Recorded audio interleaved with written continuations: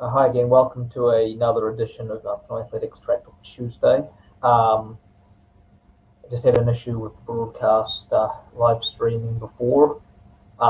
Anyway, feel free to ask any questions on the broadcast this evening. I'm just going to check to make sure it's actually working on Facebook. I had to restart the broadcast because it wasn't working on Facebook. As I was saying, I don't like this new Facebook design. It's very blocky. It's very difficult to find stuff, and yeah, it's just an awkward sort of design. Anyway, it is 10 o'clock in the evening in Australia, and in the Philippines that makes it 7 o'clock. So tonight I'm just mainly going to be covering the Southeast Asian news from before, performances from other Southeast Asian countries, namely Vietnam, Malaysia, and Thailand. Um, they honest, they're obviously having meets running at this point. Uh, they've just sort of carried on through the COVID, and they have competitions currently at the moment.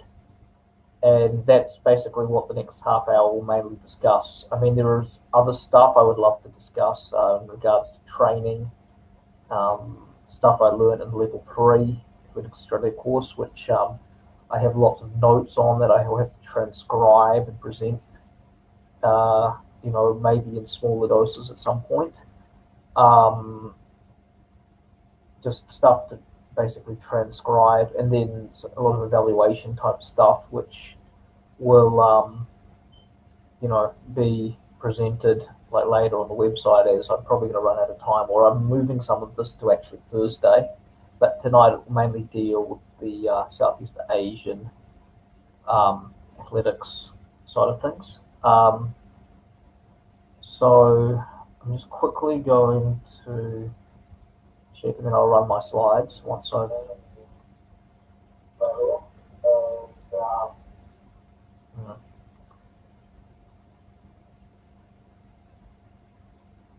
All right. So we have 7 viewers at the moment, so it's nice little audience building up. Now I'll just go through my slides.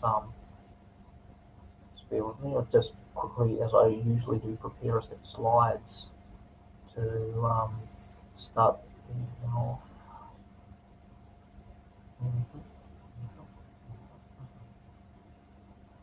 Okay. There we go. Need to, oh, there we go. That's significantly better, I guess, enough. That's still.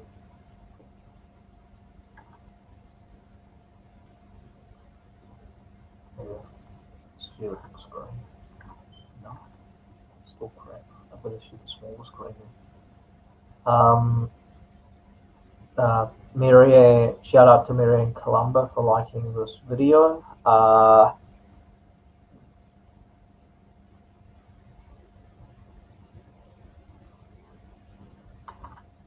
There we go. That looks better now. Okay, so yeah. So welcome to Pinoy Athletics Track Tuesday, 10th of November 2020.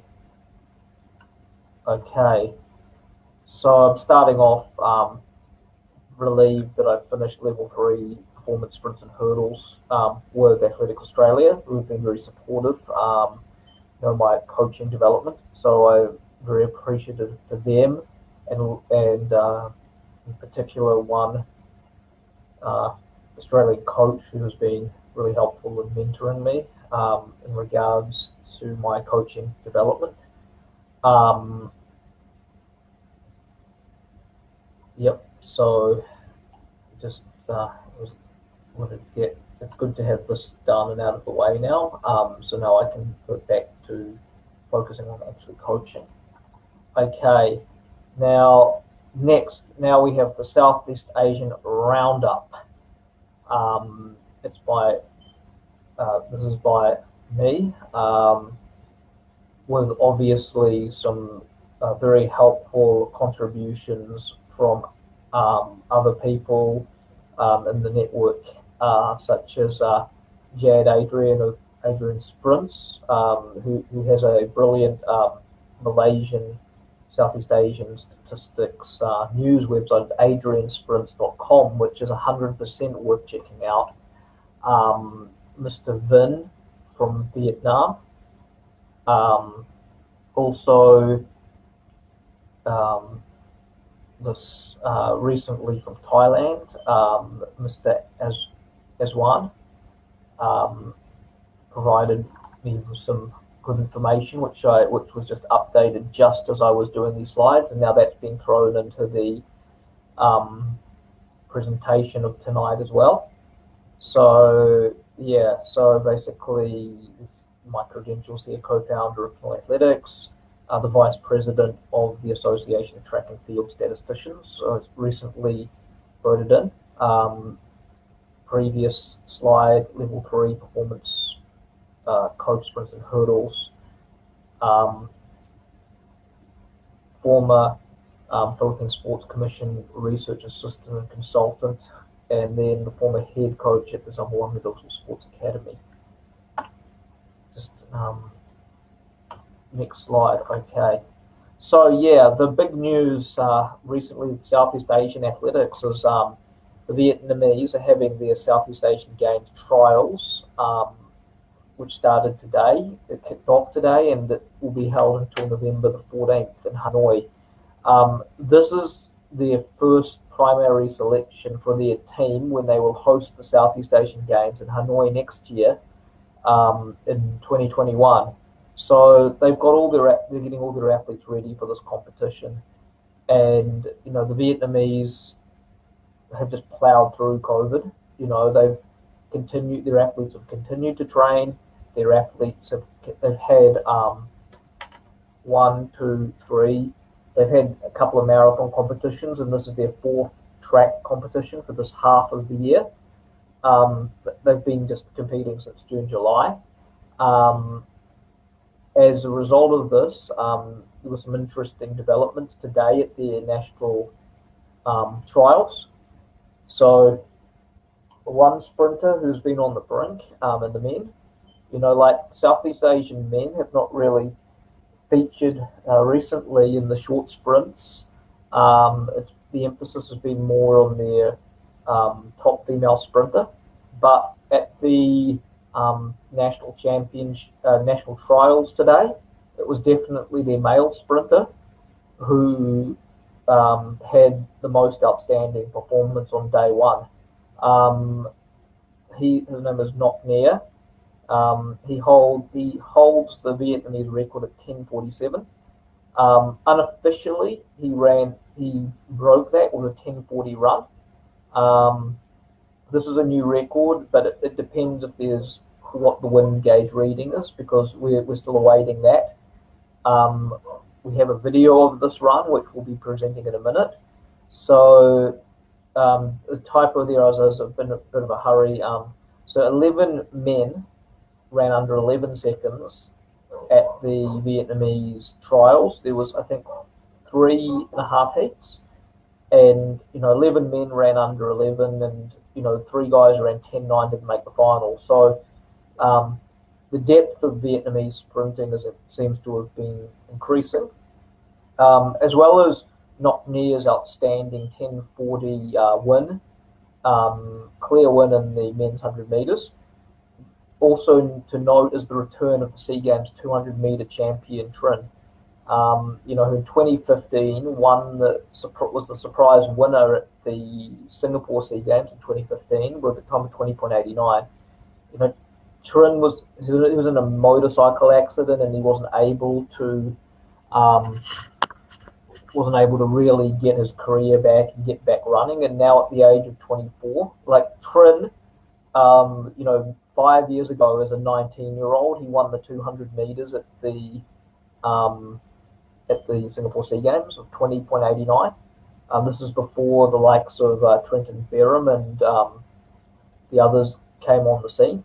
Trinh was the surprise winner at the 2015 SEA Games. He's come back now at the age of 24 after failing to come back on so many occasions, and he's clocked 10.8 times in the heats and the finals. He only finished 6th in the final, but you know, like he's a better 200-meter guy. He runs, you know, he's run 20.89, but you know he's probably run about 10.5, 10.6. So he's sort of runner that runs the second half of the race quicker than the first part. So his, you know, his 200 is like better than his double of his 100.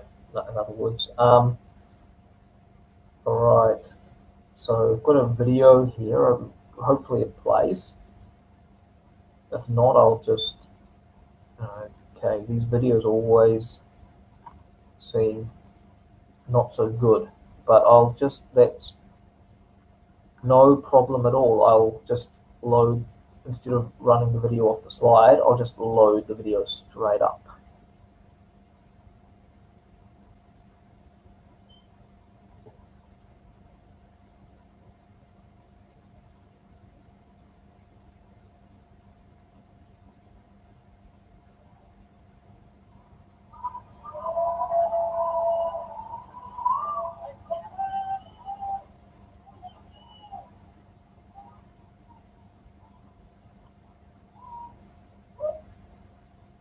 Okay, so that's the men's 100 meters at the Vietnamese national trials. So I'll go back to the slide. Okay.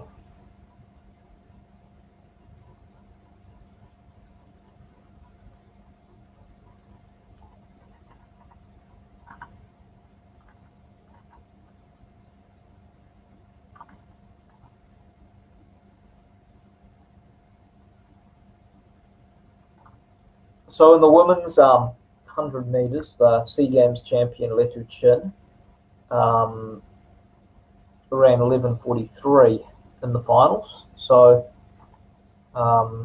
again, like there's a lot of typos in this.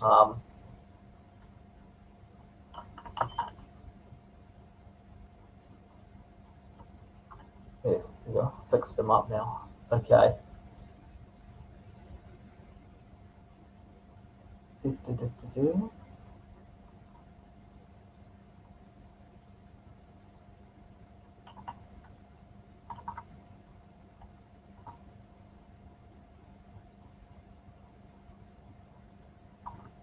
Okay, yeah. So in the women's 100, Letu Chin, SEA Games women's 100-meter champion, ran a season's best of 11:43. PB is 11:40. This is still quite somewhat behind the leading Southeast Asian time of 2020 of Christina Knott, who ran 11:27 a couple of months ago at Drake. She yeah, so yeah, she has the leading time. She has the leading time from the Philippines. The interesting thing with the Vietnamese and the athletics and the women is that they had 8 women break 12 seconds, and you know, like there's a lot of younger sprinters which seem to be coming through right now. They had 8 women run under 12 seconds, and half of them were born in 2000s and 2001 and after. So there was even the third placer was born in 2003 in this race, and she ran about 11:70. So there's quite a lot of depth of talent coming through in Vietnamese athletics in regards to their grassroots system.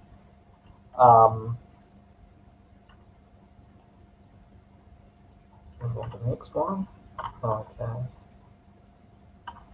I will just play this video, you know, as is of the actual player. The video of the women's 100 meters.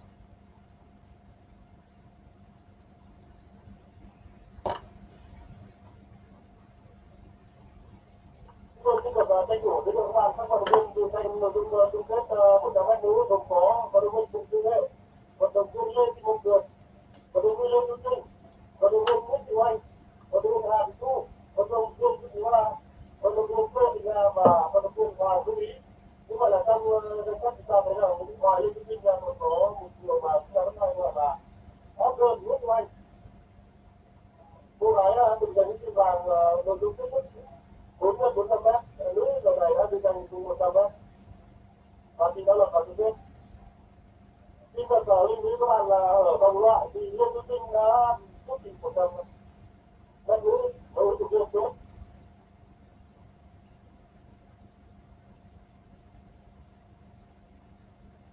Các bạn có thể dễ dàng nhìn vào được các bạn gương mặt tương phổ, gương mặt tương phổ Lê Tú Trinh. Cuộc đấu quyết định của chúng ta đầu. Các bạn có thấy những bước chạy rất tuyệt vời của tất cả một bên và Lê Tú Trinh đã một mình tham gia về đích. Vâng, có thể nói đây Lê Tú Trinh nó quá mạnh so với các đối thủ còn lại.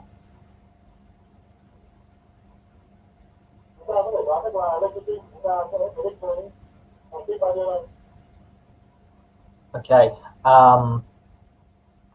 Yeah, so those are the videos of the men's and the women's 100s from Vietnam today.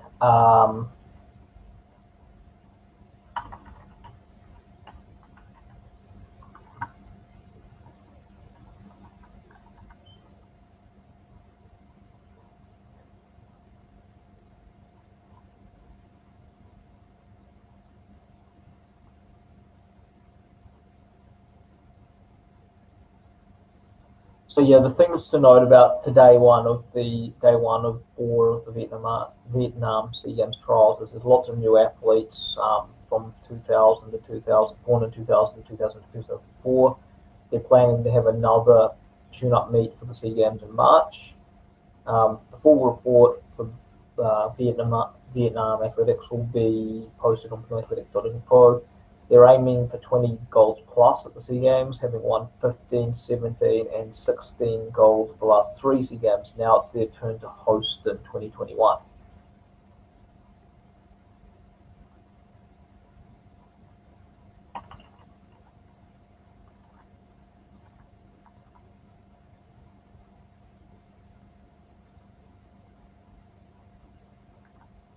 So also to report is some quite outstanding throwing results at the Malaysian underdistance meet in Kuala Lumpur. Unfortunately, according to Adrian Sprints and the meets, none of these marks can actually be classed as national records because of the questionings regarding measurements and that validity of measurements and that sort of thing. However, the marks were quite outstanding in throws, with Grace Wongju Mei with 62-69 meters, which is a SEA lead. Jackie Wongju Su with 66.88 meters in the men's hammer. Jackie Wong was the 2017 SEA Games champion. Grace Wong was the silver medalist at the last SEA Games, but 62-69 is 7 meters better than the gold at the last SEA Games by Thailand. The SEA Games silver medalist Andre Anura, he jumped 793 meters in the long jump. Silver behind the Indonesian Sapataraman, but Sapataraman hasn't registered any jumps yet for this whole year. Yap Chun Yi leapt a season lead of 181 in the high jump, and Queenie Ting leapt through 47.61 meters in the discus. Women take the season lead. Okay, and this just came in just as I was writing this. So this is from his Instagram, but I've been furnished the official results of this. So Samche Namkit, the SEA Games silver medalist, he's improved his season's best this year from 2 hours 26 to 2 hours 22.27. So the time of 2 hours 22.27 is the quickest men's marathon time in Southeast Asia for the year 2020. It's faster than the 2019 SEA Games gold medal, which was won by Agus Prayogo of Indonesia in 2 hours 26:48. Namket ran this time at the Bangsayan 42 at Chonburi. The national record is held by Tony Payne, 2 hours 16:56 for tyres.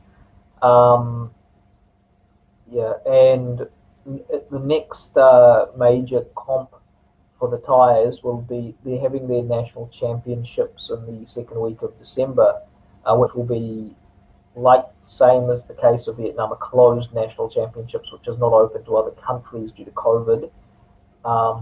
But they're busy building a new national stadium, so they're going to be having their national championships, which serve as tryouts for the SEA Games in about a month from now.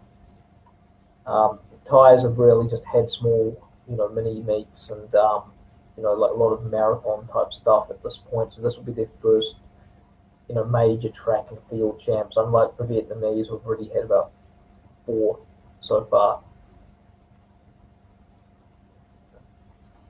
Okay, and this is what's coming up.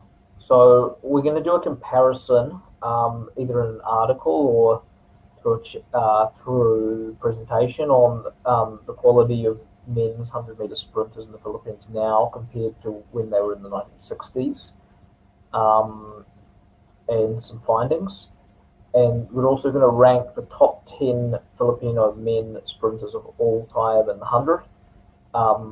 So it's not really just going to be based on times, because we've got to take into consideration the sprinters who are running on the on the compacted dirt with hand times. The performances are going to be equatable, due to the fact they're running on a much more difficult surface. Just kind of like that Jesse Owens versus Andre DeGrasse sort of thing that they had versus Andre DeGrasse sort of thing that they had up the other day. And it's not easy to run on compacted dirt.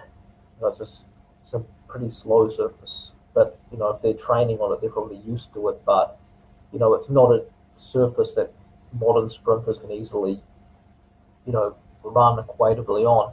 Shout out to all the people who've liked this video. Nikki Padasas, Azwan Bunjin, who provided us with that interesting information on Sanjay Namkit, Lemor Eugenio, Norquin Kabugatan, Coach Mike Sionzon from Olongapo, and Melcher Espirito. All right, so next also, we don't have time now, as I knew that this was going to take quite a fair segment of tonight, but we're also going to be discussing starting off with girls 800 meters from the Polaro regarding declining performances at the UAAP. Like there have been, we have the data to back all this stuff up anyway. So, but we're not going to go into it now. But the data will be presented within the next week or so regarding this. That we've been collating and collecting this data, which is basically questioning, middle distance coaching. More articles based on training materials from notes to be transcribed. So yeah, based on the level 3 course, I've got all these notes, piles of papers that, which just has to be transcribed and broken down into smaller drip-fed segments, so it's easy to take in. And then also updates regarding my training group, which has been running pretty well. I now have around, so there's 3 plus 2, plus about 11 or 12 athletes at the moment, with 5 incoming ones in the training group. Events from the sprints right up to the middle distance. Not taking hurdles at the moment or jumps, because those events are difficult to coach remotely. Like those are events where it's easier to coach when you're actually with the athlete. Sprints and middle distance is kind of bearable to some extent, depending on the maturity of the athlete you're working with. Okay. So we'll just finish off tonight. Okay, so this is where we're going to be coming to a close tonight. Just under, I believe it's around. We were around half an hour now. So connect with us. Don't miss out. Visit our website at www.pinoyathletics.info. Follow us on Facebook, fb.com/pinoyathletics. Group of 30,000, 31,000 followers, for the latest news, updates, videos, and some stimulating conversation. Check out fb.com Pinoyathletics. Subscribe to our YouTube channel, youtube.com/Pinoyathletics. For business contacts, connect with us on LinkedIn, so linkedin.com/Pinoyathletics.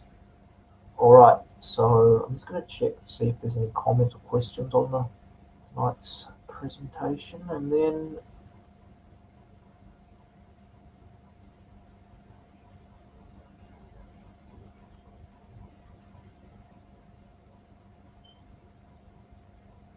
we'll wrap this up.